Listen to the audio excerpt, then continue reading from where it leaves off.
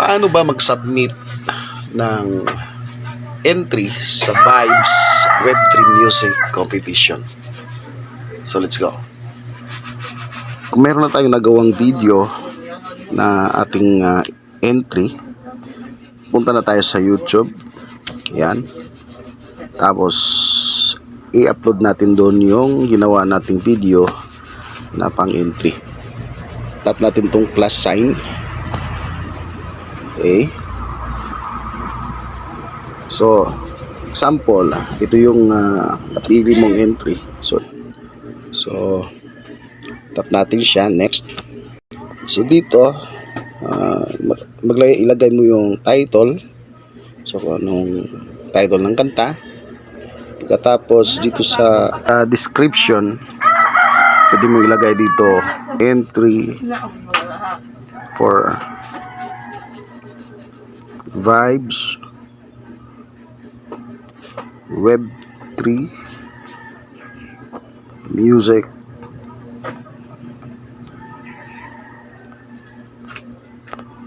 Competition Week 34. So depende kung anong week na yung sinalihan mo. So yan, lagay mo na.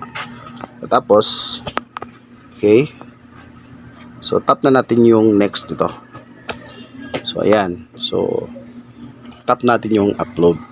Okay, so ito yung entry ko, itong title na Worthy with All. So tap natin to.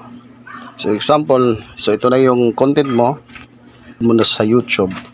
So tap mo tong share. Yan. So makikita mo merong copy link at makikita mo merong X. So pwede mong itap ang X, ganyan. Rekta ka na dadalhin sa Twitter or sa X. So ito na yung link niya. So i-down natin. So maglagay tayo dito ng konting message. So example, yan, hello everyone. I would like to share my entry for week 34. So ganyan siya. Pagkatapos mag-space po tayo, maglagay tayo dito ng hashtag. Yan.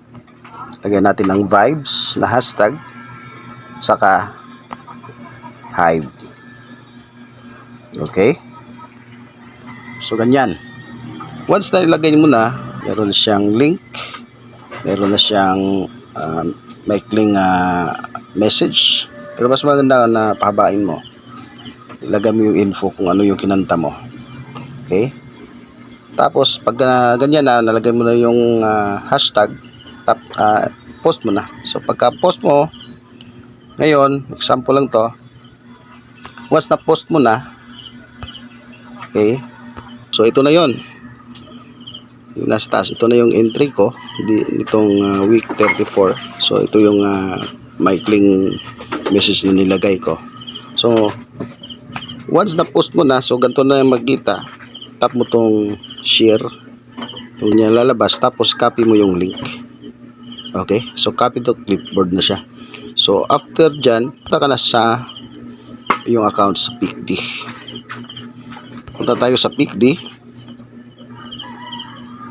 Login tayo sa PicD. Okay. So okay, login tayo sa PicD natin. Ayan. Pagka-login mo ng PicD, tap mo tong 3 lines sa taas, itong sa upper left, itong tatlong linya na to. Tap natin yan dyan. Okay. So may makita tayo communities. Tap natin ang communities. Tapos search natin dito yung Vibes community. Search. So ito siya. So tap natin ang Vibes. Okay? So ganyan lalabas kung nakita mo na hindi ka pa naka-subscribe, subscribe mo yan.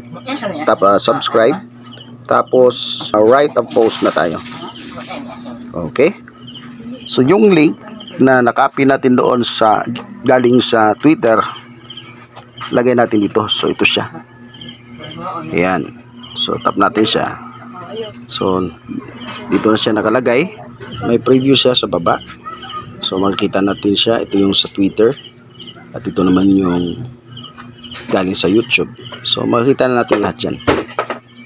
Okay, tapos dito maglagay ka na ng message dito.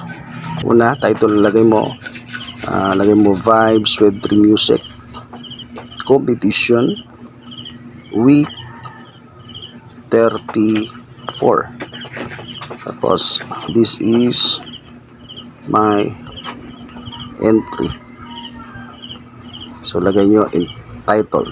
Depende kung ano lagay mo. So anong title ng kinanta mo, so lagay mo dyan. Tapos dito sa baba, mag-create ka ng content o mag-create ka ng magpakilala ka. Okay. So example, assuming na input mo na lahat yan dyan, dito naman sa topic, ito makita mo merong publish, saka itong mga sa baba. So ito, tap mo yung topic, tapos ilagay mo sa una ay yung vibes. Okay, so yan, nakalagay na siya, vibes. So depende sa'yo, cover song. Kung wala kang makikita ganyan, pwede mo i-type dyan kung ano gusto ilagay. Sample, Hive, ganyan. So pwede ganyan, Hive PH.